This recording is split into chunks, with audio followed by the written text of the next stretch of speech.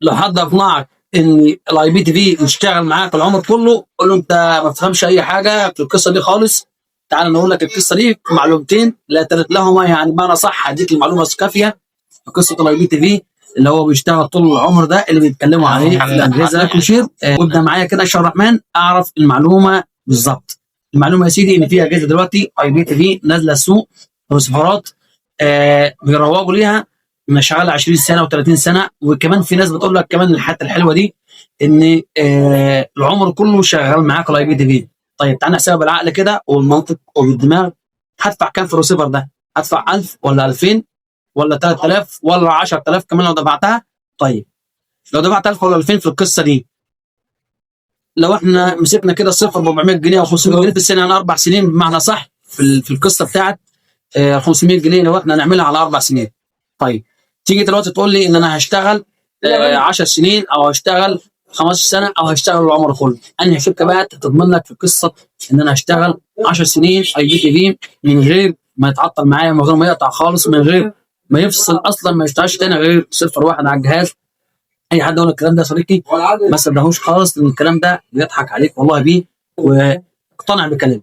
كلام الثقه عشان خاطر انا عارف ايه اللي هيحصل معاك، ان بالظبط 5 6 شهور او سنه اول دعم ليها، وبعد كده تلاقي الجهاز يجيب سوفت جديد، تيجي تعمل السوفت، تيجي تبص على الايقونات اللي كانت شغاله معاك تلاقي فيها ايقونتين او 3 او 4 كمان طاروا، ممكن تلاقي ايقونه واحده بس هي اللي شغاله عندك، والباقي كله السلام يا طار.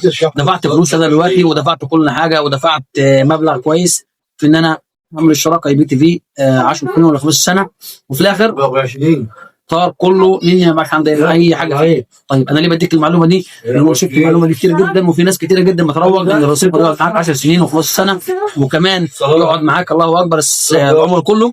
كذب والله ما حصل. انا حتى لما اعمل اشتراك اي بي تي في كان نوفا ولا حاجه، انا بعمل له 6 شهور يا سنه اكتر حاجه. في ناس بتطلب مني سنتين وثلاثه، اقول لها لا خلينا في السنه عشان لو فيها مشكله اعرف يا اما ارد لك فلوسك يا اما احاسبك على المبلغ اللي انت اشتغلت بيه، كان شهر او 2 او 5 واديك الباقي. انما سنتين وثلاثه واربعه متعرض في اي وقت اللي بيقف في اي وقت ممكن تحصل خلل، ممكن يحصل في اي وقت ممكن يقف الاي بي اصلا خلاص ما اشتغلش تاني.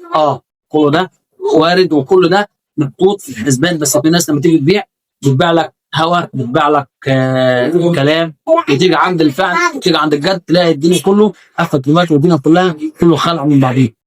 فانا بقول لك والله انصح لوجه الله ما ياخدش بقدر الحاجات اللي هي جوه الريسيفر، كان صفر او 2 او 3 او 10 او 20، وقال الصفر ده فيه 5 سنين والصفر ده فيه 10 سنين، على عيني وعلى راسي. اشتغل يا سيدي سنه سنتين وشوف كلامي هيبقى صح معاك ولا لا. طيب من 15 سنه دلوقتي او 10 سنين شغالين في المجال ده، فبقول لك المشاكل اللي بتحصل. الاي بي معرض في اي وقت يقف، معرض انه في اي وقت يقف يقف، وكذا مره وقف مننا وكذا مره حصل فيه اختراقات ومشاكل، ويقعد بيوم ويومين والثلاثه والاسبوع كمان عقبال ما نرجع نعيد حساباتنا تاني في الشغل ده.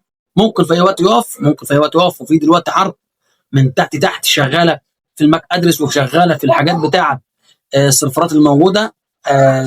البوستات كلها بتتغير كل فتره دلوقتي عشان خاطر في اختراقات من الشركات المحمول عشان يوقفوا الاي بي تي في، بس شغال لحد دلوقتي. اي حد يقول لك غير كده حط صباعك في عينه. لو عندك اي مشكله، عندك اي سؤال، سهول برسائل ان شاء الله وانا هرد عليك. وصلنا على